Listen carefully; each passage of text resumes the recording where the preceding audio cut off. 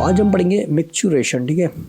Urine found by the nephron, urine जो है वो कहाँ पे बनी है, नेफ्रॉन में बनी है, ठीक है। Is ultimately carried to the urinary bladder. अब कहाँ पे हम कैरी करके ले जाएंगे, यूरिनी ब्लैडर में, मतलब पेशाब की थैली में हम यूरिन को ले जाएंगे कि वहाँ पे जाके तुम्हें स्टोर होना है, ठीक है।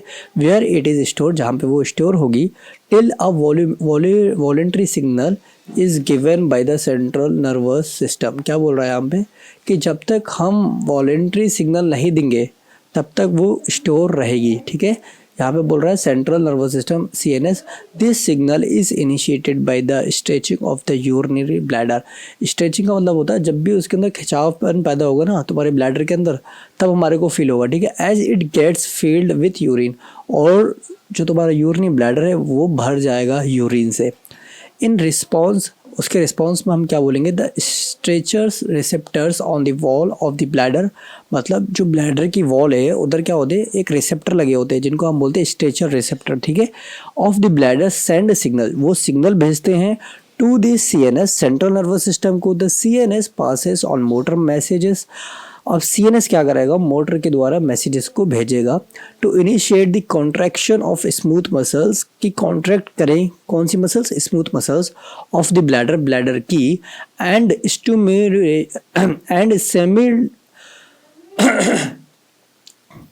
simultaneously relaxation of the urethral sphincter। ये क्या बोल रहा है, जैसे ही तुम्हारे स्मूथ मसल्स कॉन्ट्रैक्ट करेगी उसी के साथ साथ रिलैक्सेशन होने लगेगा, किसमें, यूरिथ्रल स्फिंक्टर में, ठीक है।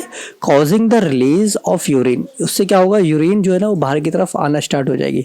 The process of release of urine is called micturition. Micturition का मतलब यही है कि जो तुम्हारी यूरिन है अगर वो रिलीज हो रही है, बाहर की तरफ आ रही है, उसी को हम मिक्चुरेशन बोलते हैं, ठीक है। And the neural mechanism causing it is called the micturition reflex, और इस मैकेनिज्म को हम बोलते हैं मिक्चुरेशन रिफ्लेक्स, ठीक है। An adult human excrete on an average 1 से लेकर 1.5 litres of urine per day, मतलब एक दिन में हम कितने लीटर यूरिन को बाहर निकालते हैं, ठीक है, वो 1 से लेकर 1.5 लीटर, ठीक है। The urine formed is a light yellow, urine कैसी होती है, light yellow coloured watery fluid होता है, विच इज स्लाइटली एसिडिक और pH 6.0, ठीक है। pH क्या होता है इसका, 6.0। ये लाइन बहुत ज़्यादा इंपॉर्टेंट हो जाती है, कभी कभी क्वेश्चन आ सकता है कि यूरिन का कलर किस तरीके का होता है, ठीक है, या उसका pH क्या होता है, तो ये हमें पता होना चाहिए। जैसे कि अब तुमने माउथ का pH पढ़ा है, स्टमक का, इंटेस्टाइन का, इसी तरीके से अपना यूरिन का भी pH होता है जो लगभग 6 होता है, ठीक है। एंड हैज़ कैरेक्टरिस्टिक्स ऑर्डर, इसकी एक अलग अजीब सी स्मेल होती है। On average 25 to 30 gram of urea, मतलब जो इसके अंदर यूरिया प्रेजेंट होगा, देखो यूरिन और यूरिया अलग अलग है।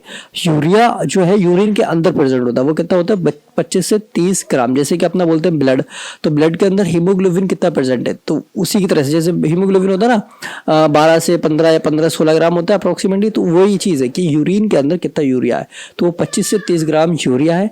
Is excreted out per day, मतलब इतना एक दिन में निकालते हैं हम। Various condition can affect the characteristics of urine, अभी क्या बोल रहा है कि अलग अलग कंडीशन जो है ना वो अफेक्ट करते हैं कैरेक्टर ऑफ यूरिन के ऊपर, मतलब वो किस तरीके की यूरिन बनेगी। Analysis of urine help in clinical diagnosis, ये क्या बोल रहा है, एनालिसिस हम करेंगे यूरिन का, ठीक है, यूरिन को देखेंगे और उससे हमें मदद मिलेगी किसमें, क्लिनिकल डायग्नोसिस की, इसको क्या दिक्कत आ रही है, मतलब अगर तुम यूरिन को देख रहे हो तो तुम बता सकते हो कि इस पेशेंट को ये दिक्कत आ रही है। Of many metabolic disorders as well as malfunctioning of the kidney, और इससे ये भी पता लग जाए कि तुम्हारी किडनी जो है वो प्रॉपरली वर्क कर रही है या नहीं कर रही है, ठीक है।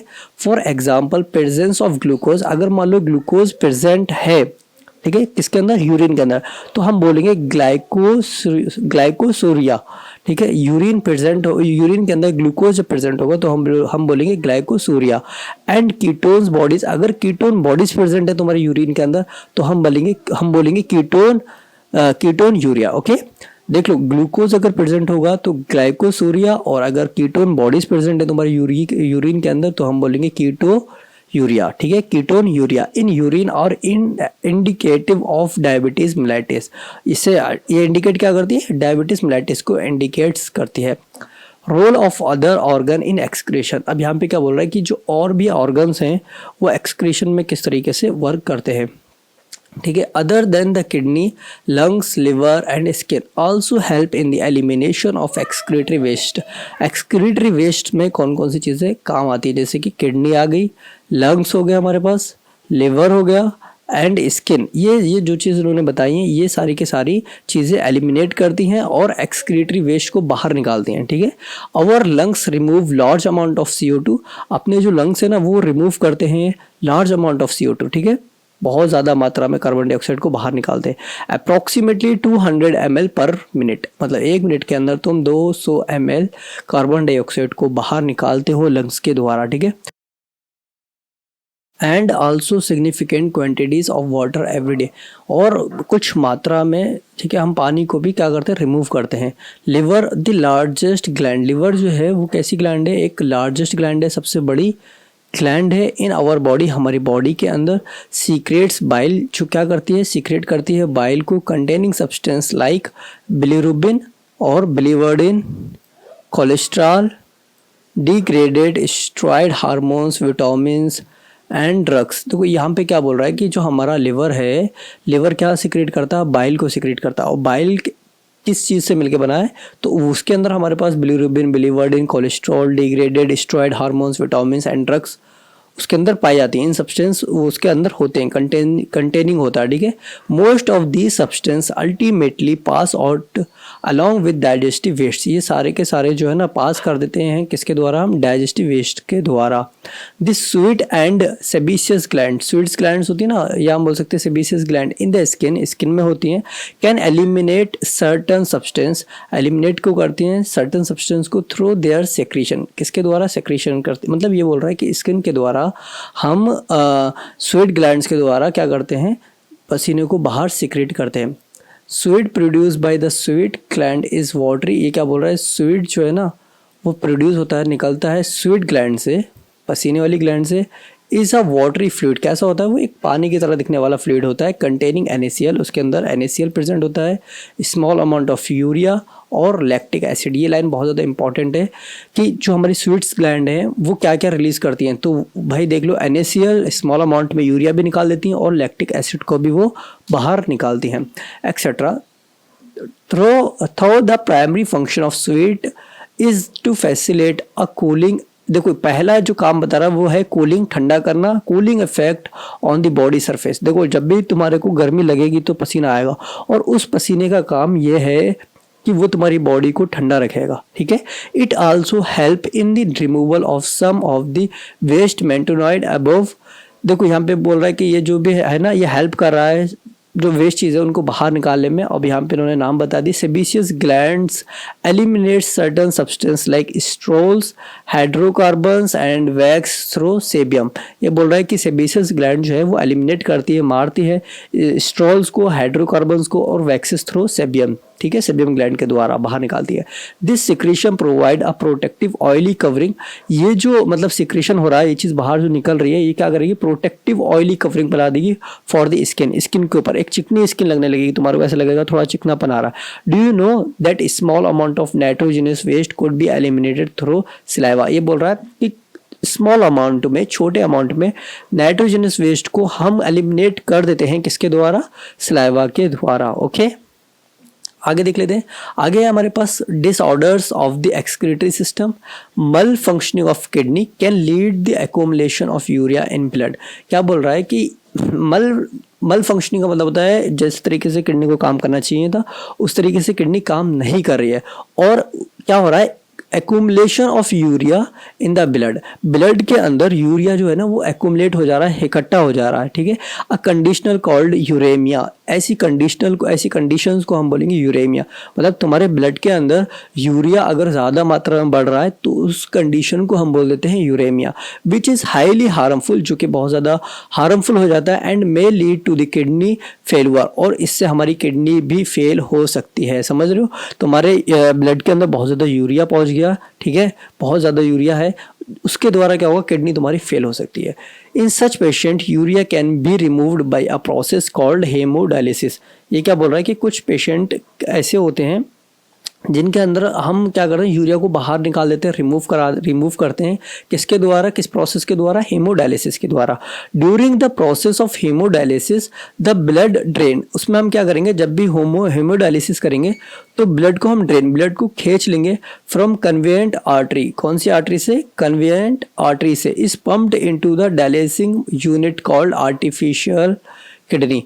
और उस ब्लड को हम किस में डाल देंगे, आर्टिफिशियल किडनी में डाल देंगे, मशीन में डाल देंगे। Blood drain from a convenient artery is pumped into a dialysing unit after adding and, देखो क्या करा हमने, आर्टरी से ब्लड को निकाल लिया है, ठीक है, और उसको मशीन में डाल दिया है, ठीक है, okay, pumped into the dialysing unit after adding N anticoagulant like heparin.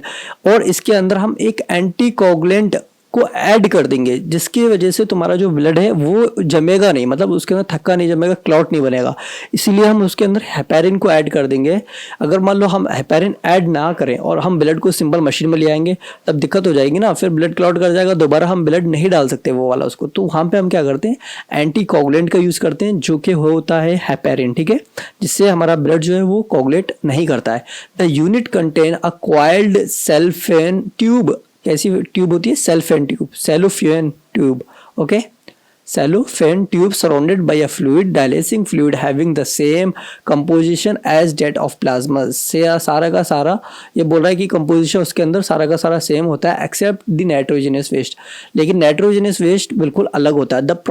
The porous cellphone, ये एक तरीके का छेद होते हैं, ठीक है, सेलफोन मेम्ब्रेन होती है, ठीक है, ऑफ द ट्यूब के allow the passage of molecules, वो क्या करती है, अलाउ करती है मॉलिक्यूल्स को कि भाई यहाँ से यहाँ पे ट्रांसफर हो जाओ, based on the concentration gradient, कि कंसंट्रेशन ग्रेडियंट कहाँ पे ज़्यादा है। जैसे कि मान लो तुम्हारे ब्लड के अंदर यूरिया ज़्यादा है और उस मशीन के अंदर यूरिया कम है, तो ब्लड से जो यूरिया है वो ग्रेडियंट की वजह से उस मशीन में आ जाएगा, समझ पाए, क्योंकि तुम्हारे ब्लड में ज़्यादा यूरिया है और उस मशीन में यूरिया कम है, तो कंसंट्रेशन ग्रेडियंट होती है, ठीक है।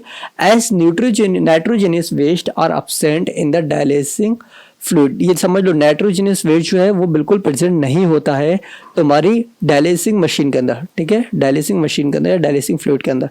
These substance freely move out thereby clearing the blood, और ये भाई पूरा का पूरा क्लियर होके आगे की तरफ मूव कर जाता है।